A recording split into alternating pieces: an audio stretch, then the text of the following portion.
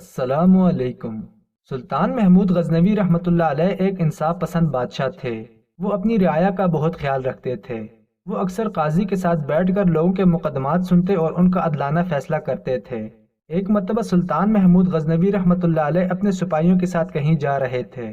سلطان کا گزر ایک گاؤں سے ہوا، وہ ہندوؤں کی بستی تھی۔ وہاں سب لوگ ہندو تھے، لیکن حیرت کی بات یہ تھی کہ سلطان محمود غزنوی رحمۃ اللہ علیہ کے گھوڑے کے سامنے اچانک ایک لڑکی کھڑی ہو گئی۔ اس لڑکی کا لباس مسلمانوں والا تھا۔ سلطان محمود غزنوی رحمۃ اللہ علیہ اس لڑکی کو غور سے دیکھ رہے تھے، کیونکہ سلطان محمود غزنوی حیران تھے کہ ہندوؤں کی بستی میں ایک مسلمان لڑکی۔ وہ اچانک گھوڑے سے اترے اور فرمایا، اے لڑکی، کیا ہوا؟ تم اچانک میرے گھوڑے کے سامنے کیوں آئی ہو؟ لڑکی، تم اتنی گھبرائی کیوں ہو؟ میں سلطان محمود غزنوی ہوں، تمہیں ڈرنے کی ضرورت نہیں۔ تمہارے ساتھ جس نے بھی ظلم کیا، بتاؤ اس کو سزا دی جائے گی۔ اس لڑکی کی آنکھوں میں آنسو تھے۔ وہ بھیگی ہوئی آواز میں کہنے لگی، سلطان معظم، میری زندگی یہاں کے ظالم پنڈت نے برباد کر دی ہے۔ اس کی آواز میں اتنا دکھ تھا کہ سلطان محمود غزنوی رحمۃ اللہ علیہ نے بے ساختہ سر اٹھا کر اس لڑکی کی جانب دیکھا، جس کی آنکھوں سے آنسو جھلک کر اس کے نقاب کو بھگو رہے تھے۔ سلطان محمود غزنوی نے دوبارہ فرمایا، لڑکی، مکمل بات بتاؤ، اس پنڈت کو تمہارے سامنے سزا دوں گا۔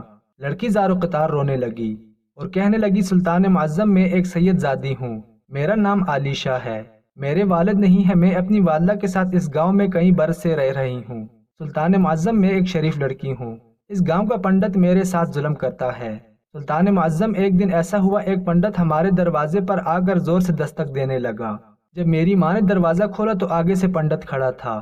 وہ پنڈت رونے لگا اور کہا کہ آپ کی بیٹی کے سر کے 3 بال چاہیے۔ سلطان معظم، وہ پنڈت میرے لیے نامحرم تھا۔ میری ماں نے کہا 3 بال ہم نہیں دیں گے۔ وہ پنڈت زار و قطار رونے لگا۔ سلطان معظم، مجھے ترس آیا، میں نے سر کے 3 بال نکال کر اس پنڈت کو دے دیے۔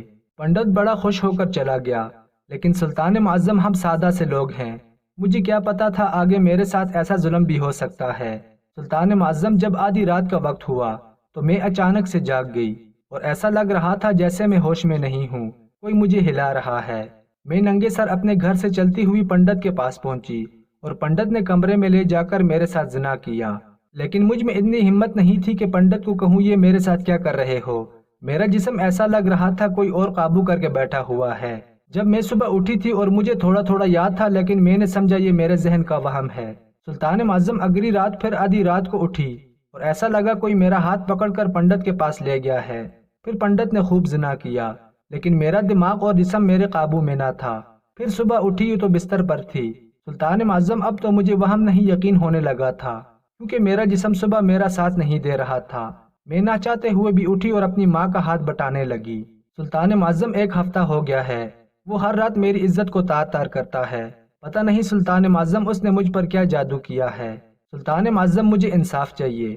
آج رات ہونے سے پہلے میں انصاف لینے آئی ہوں۔ مجھے پتہ ہے آپ بہادر ہیں۔ سلطان محمود غزنوی رحمۃ اللہ علیہ نے کہا، اے لڑکی، میں بہت شرمندہ ہوں، میرے ہوتے ہوئے تمہارے ساتھ کوئی پنڈت ظلم کر رہا ہے۔ سلطان محمود غزنوی بہت پریشان ہو گئے کہ آخر لڑکی کے بال کو پنڈت کیا کرتا ہے کہ لڑکی رات کو خود بخود اس کے پاس چلی جاتی ہے۔ سلطان محمود غزنوی کچھ سوچنے لگے اور اپنے ایک سپاہی کو کہا، اس جنگل میں ایک جادوگر رہتا ہے، اسے میرے سامنے حاضر کرو۔ سپاہی گئے اور فوراً جادوگر کو لے آئے۔ سلطان محمود غزنوی نے کہا، جادوگر، یہ لڑکی کے بال ہیں، کیا اس پر کوئی جادو ہوتا ہے؟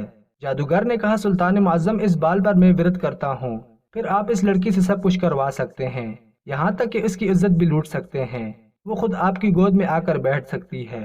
سلطان محمود غزنوی کو غصہ آیا اور سپاہیوں کو حکم دیا، پنڈت کو گھسیٹتے ہوئے میرے سامنے حاضر کرو۔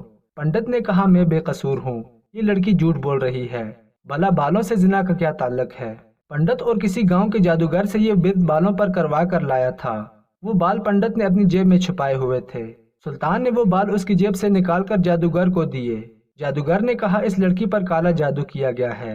سلطان محمود غزنوی نے پنڈت کو پھانسی دے دی اور لڑکی کے بال دریا میں پھینک دیے تاکہ جادو کا اثر ختم ہو جائے۔ بے شک جادو ایک سچ ہے۔